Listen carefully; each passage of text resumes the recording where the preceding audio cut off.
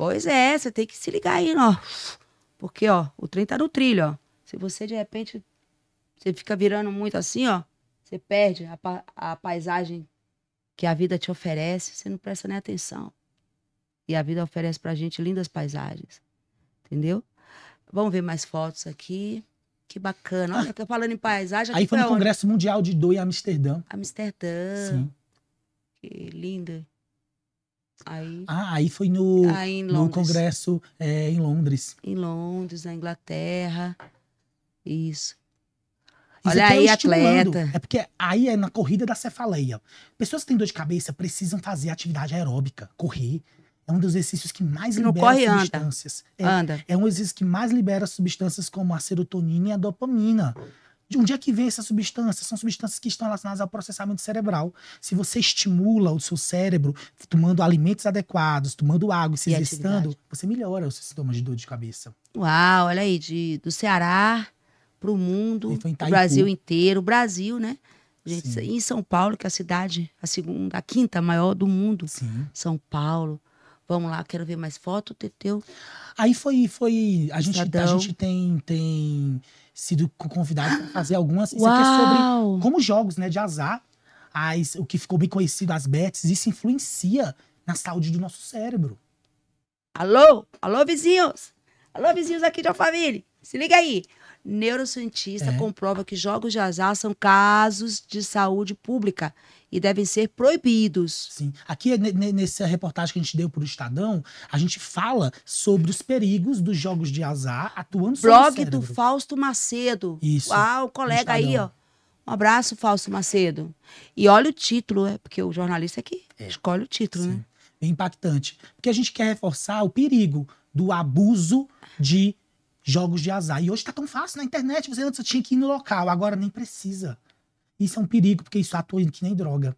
Isso faz um vício, atua no sistema de recompensa e gera substâncias que trazem bem-estar. Então eu tô jogando, tô sentindo bem-estar, eu tô perdendo, tô sentindo bem-estar. Olha o perigo que é. Então hoje os números mostram pessoas se endividando. Você ganhou, você tá feliz. Você não... Aí a probabilidade é de perder mais do que ganhar. Exatamente. Né? Uau, que coragem essa matéria, hein? Corte Tramontina aí, ó. Vou repetir, o blog do Fausto Macedo. Na coluna do Estadão. Na coluna do Estadão afirma, opinião, neurociência comprova que jogos de azar são casos de saúde pública e deve sim serem proibidos. Jogos de azar. Você que é viciado nisso. Muito tempo na tela também do celular? Sim, o celular, o uso persistente do celular é um dos grandes problemas para atraso do desenvolvimento de crianças. Lembra que antes, quando a gente era criança, o que a gente fazia? Brincava de amarelinha, de gude, né?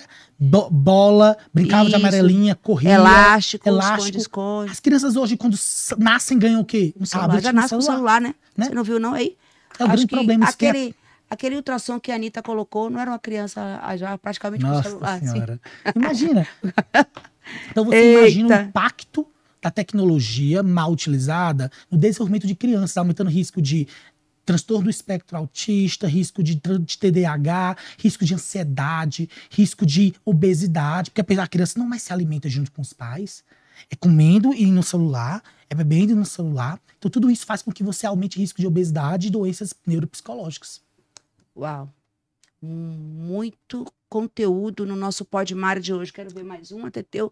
Olha aqui, a coisa mais difícil é a decisão de agir. O resto é apenas... tenacidade, repetição. Então você tem que decidir pela mudança do hábito. Você tem que decidir. O resto é apenas tenacidade, você repetição. Tem que decidir pela mudança do hábito. Então repeti-la. Olha aí, tá o tempo todo o @ doutor... drluissevero.neurocirurgia. Aqui é nosso Centro Paraibano de Dor. É o centro onde a gente inaugurou em Campina Grande. Uau. Quero mais. Isso aqui é uma coisa que a gente sempre reforça. O meu consultório não é uma oficina em que eu conserto a tua coluna, mas uma escola em que eu te ensino. Eu tenho que te ensinar sobre a doença e te ensinar como você vai ficar sem ela. Porque não adianta só eu te operar. Você precisa aprender os exercícios, aprender a se alimentar melhor. Então, esse é o que eu sempre falo, é um preparo do solo. Eu tenho que te preparar para ser bem atendido do ponto de vista cirúrgico. Eu sou cirurgião, adoro operar, mas operar para ter bom resultado. Então, a gente tem que preparar o paciente. Então, preparar psicologicamente, preparar e fortalecer a musculatura e preparar o alimento. Então, é uma escola. A maior parte da minha consulta é te ensinando sobre a doença e como você tem que viver. Isso é amor à profissão. Porque pela lógica... Era mais fácil eu prescrever um remédio e mandar para casa. Lógico que seu queridinho, né, aí da... Seria como mais diz fácil. meu amigo Ratinho, da máfia das farmácias. Seria mais fácil. Só que o que é que te faz acordar de manhã? O que me faz acordar é saber que no dia anterior eu fiz o meu melhor. Sim. Eu adoro quando o paciente volta na consulta de retorno e diz, doutor, melhorei tanto. Pra mim não tem preço. Pra mim não tem preço. Aí poderia também, vambora operar. Sim. E aí, vou ganhar mais. Fácil, ganhar pela mais. lógica. Mas é sobre a percepção, o que é ganhar? Ganhar, o que é sucesso? É aquilo que eu posso repetir, falar em voz alta pra todo mundo. Tem coisas que quando você só opera, vai ter pacientes que vão ter péssimo resultado. E você vai falar pra todo mundo? Não vai. Essa é a verdade. Então, quando você decide ser médico da dor, você decide ser menos intervencionista. Aí você decide abraçar um sofrimento e tratar de maneira mais adequada. Demora mais, mas eu mudo a vida dele. Não tô só tratando aquilo pra depois voltar. Esse é o problema. Olha aí, viu? Viu aí do Ceará, aqui. Aí foi da Bienal do Livro, em São Paulo. Saiu aí no site da Sociedade Brasileira de Neurocirurgia. Mas... Essa foi a reportagem sobre Globo. isso. Alguns sites e redes apoiaram bastante aí a nossa trajetória de lançamento do livro que tivemos aqui recentemente. Maravilha. E hoje a gente está tendo a honra aqui no nosso Pode Mara, viu, Teteu? Teteu. Isso, quero te convidar também para estar... Os dias mais importantes na sua vida são os dias que você nasce e o dia que você descobre o porquê.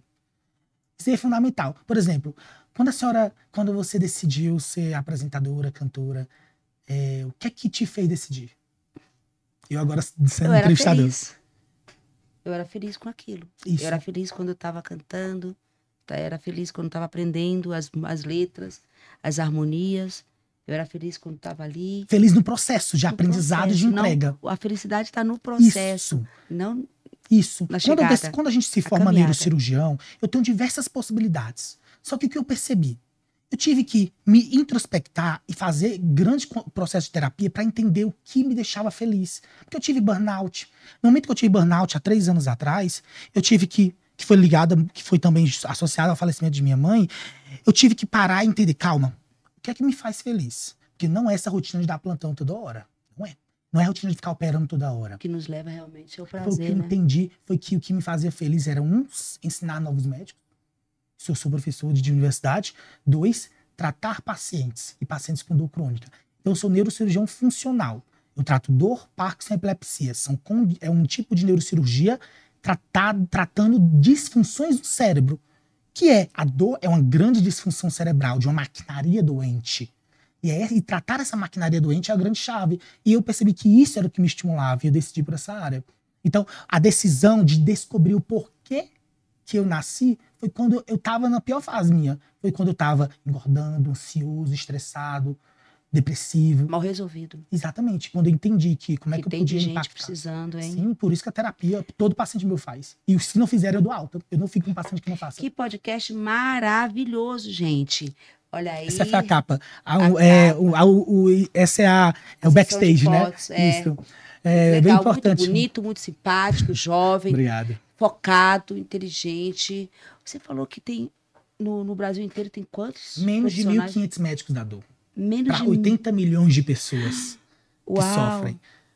Uau. Por isso que a Sociedade Brasileira de Estudo da Dor reforça tanto a educação médica e ela levanta a bandeira, como eu lá na Academia Nacional de Medicina, em que hoje os médicos generalistas precisam aprender a tratar dor crônica. E isso dentro da faculdade não é ensinado, porque não está tempo na carga horária.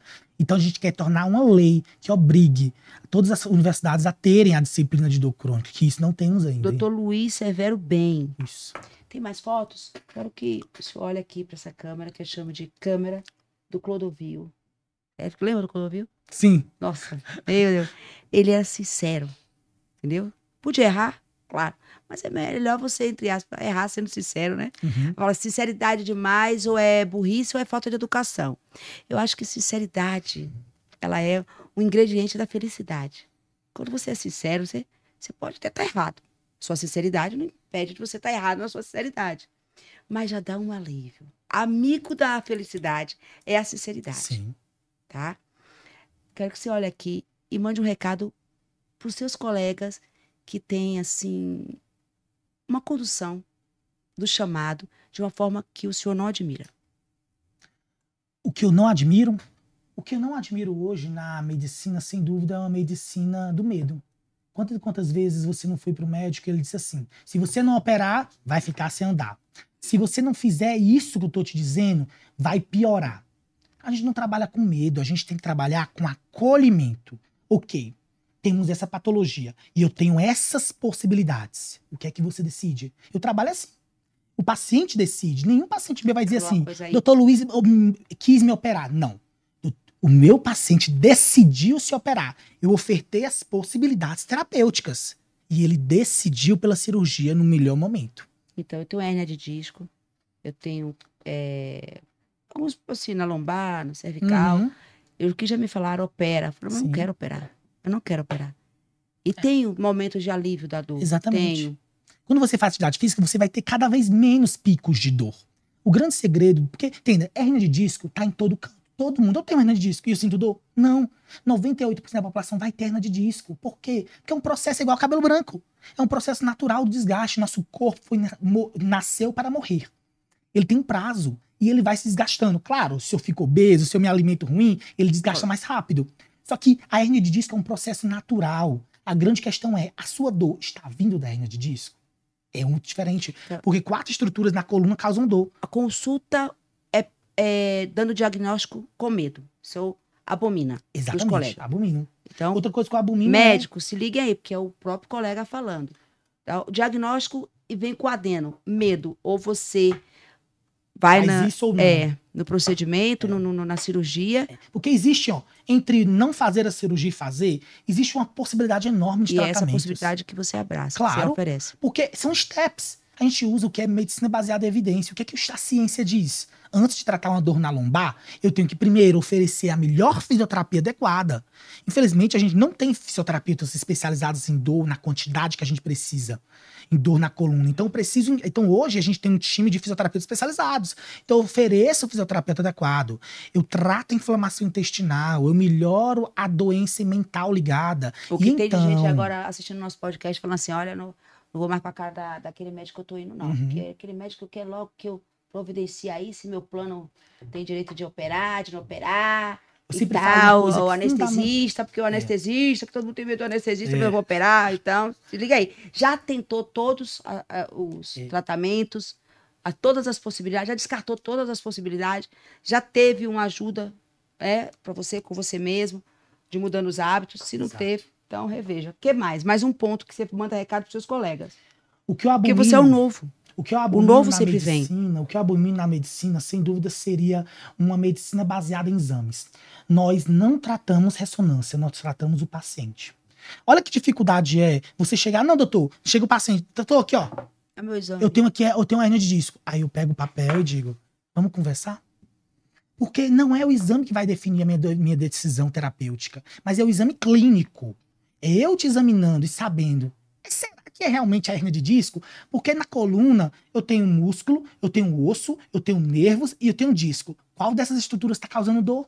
Eu faço o exame, vai mostrar o que é hérnia? Sempre vai mostrar hérnia, porque é normal ter. É um processo de desgaste muito prevalente. Eita, que tá revolucionário mesmo, viu? Aí o que eu preciso? Eu tenho que fazer testes. Como é que é a sua dor, dona Maria? A senhora, quando vai no supermercado fazer compras, a senhora prefere usar sacola ou prefere carrinho? É um ponto fundamental que eu pergunto. Isso me ajuda a dizer. Tem que ser o carrinho, né? E na Por quê? postura, Porque se for carrinho, é porque ela tem uma dor de artrose na coluna. Mas se ela preferir ficar na sacola, ela tem uma dor do disco da coluna. É diferente. E quando tem as duas?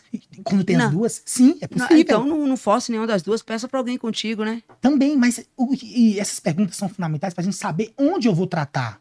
É o disco que dá a hérnia disco ou é a artrose? Não adianta eu tratar a hérnia. Ai, doutor, operei a hérnia e continuei com dor. Entendeu? Pois é, porque nunca foi a hérnia. Mas eu tenho 60 anos, tá aqui, ó. Nunca foi a hérnia a dolorosa. Nunca foi ela. É a artrose, é o músculo. Gente, 85% das dores são musculares. 85% são musculares. Só que a gente não valoriza. A gente quer o quê? Um remédio. E que musculatura trata com remédio? Não. Trata com exercício. Então, o medo, a efetivar o diagnóstico só com exame, descartado isso, médico que age que nem pãozinho saindo da padaria. Exato, tudo igual, tudo igual. Não é tudo igual, tipo, ó, então vai isso aqui, ó. Não é assim. Não O é. que mais? Mais uma. E o que eu abomino na medicina é uma medicina de repetição. É o que a gente chama de medicina não personalizada. Ou seja, a gente sabe hoje, a gente está no mês dedicado ao mês da dor crônica. Dia 17 de outubro foi o Dia Mundial do Tratamento da Dor Crônica.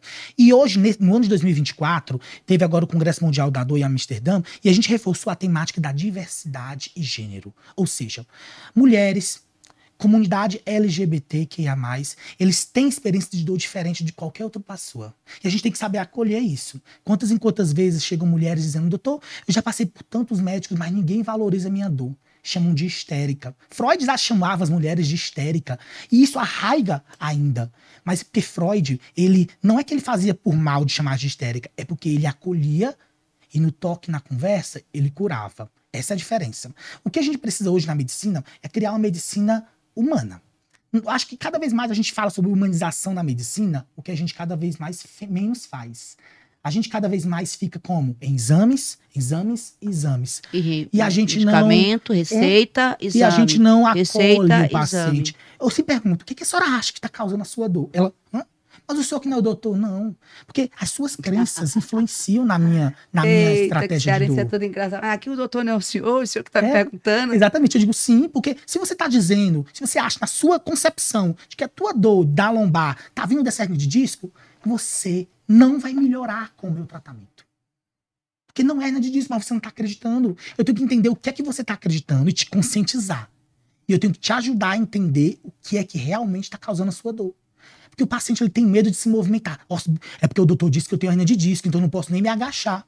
Veja os medos que os exames... Então, um dos capítulos a gente fala sobre isso, o perigo dos vários exames de ressonância. Então, é um processo que a gente precisa diminuir cada vez mais e acolher mais o paciente. A gente diminui exames e aumenta no acolhimento, no sorriso, no... Poxa, eu tô aqui para te ajudar. Calma, tem jeito. Vamos lá. Vamos entender o que tem e vamos ver se faz sentido isso que eu tô te propondo. Esse é o tratamento. Mais uma vez, um abraço pro nosso amigo Salatiel. Sim, grande amigo. Por ter intermediado assim, o nosso encontro. Já está feito o convite para estar lá no Programa da Maravilha, na Rede Gospel. Obrigado. Conte comigo, porque eu, como uma comunicadora, as pessoas, elas se influenciam. Sim. O poder da... influenciar. Hoje, aliás, hoje todo mundo... Eu sou influenciador. Exatamente. Eu sou palestrante. O palestrante, quando você vai para ouvir um palestrante, você vai para quê? Para absorver, para colocar a influência daquele palestrante no que você vê no aspecto positivo, de você levar como conduta de vida, certo? Sim. Então, eu, assim, como uma pessoa pública, você que está me assistindo, eu não sou mais aquela menina de 18 anos. Já passou 28, 38, 48, logo vou fazer 58. Em que eu tenho prestado atenção? Muita gente fala, eu gosto muito de você, eu me identifico muito com você. Então, olhe só o que for positivo que eu informar. Porque eu, como ser humano, não sou perfeita. Graças a Deus. Perfeito só Ele. Então, no que eu te influenciar de positivo, segue. E aqui, ó, esse podcast. Meu Deus, que podcast maravilhoso. O doutor da dor. E ele vai te ajudar aqui, a você ser o vencedor. Sim. Porque o vencedor nada mais é aquele que vence a dor. Então você acha que você é vencedor porque você venceu e conseguiu pagar a sua conta. Porque você venceu e conseguiu passar de ano, um upgrade, uma pós-graduação. Você é um vencedor, mas aí como um indivíduo único, você tem vencido a dor? Você tem um médico, fala assim, é um médico da dor, que tem realmente feito a dor não ser a protagonista da sua existência e você, a sua vida ser realmente vivida. É sobre isso. Hoje no Pod Mara, estivemos aqui com o doutor Luiz Severo Bem. Muito obrigada, meu querido. Obrigado, que eu agradeço. Muito obrigada mesmo. Eu agradeço. Os espaços de pessoas públicas são fundamentais. Vocês têm a função de informar. Informação salva. Então, quando a gente tem informação, a gente tem que estar aonde as pessoas estão. Então, mais uma vez, agradeço o espaço, porque isso faz com que a gente combata a fake news e combata uma medicina inadequada. A gente estimula o paciente a procurar os especialistas e a procurar por outros tratamentos. Existe luz no fim do túnel. Você que sofre de dor crônica, existem diversas possibilidades. Basta procurar, sim. E olha, e como em todo lugar, existem cantores e cantores, e existem médicos e médicos. Entendeu? Como diz, os entendedores entenderão. Né, Paula?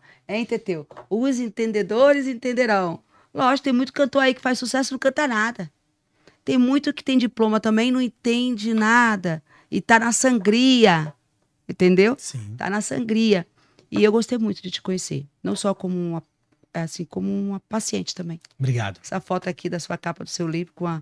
Sabe? Eu já me vi, tipo, sendo atendida também. Gostou? Curte, compartilha. Não aceite viver com a dor. Porque, ó, você não precisa sentir dor. Não precisa, tá? Valeu. Pode, Mara. Posso perguntar? Pode, Mara.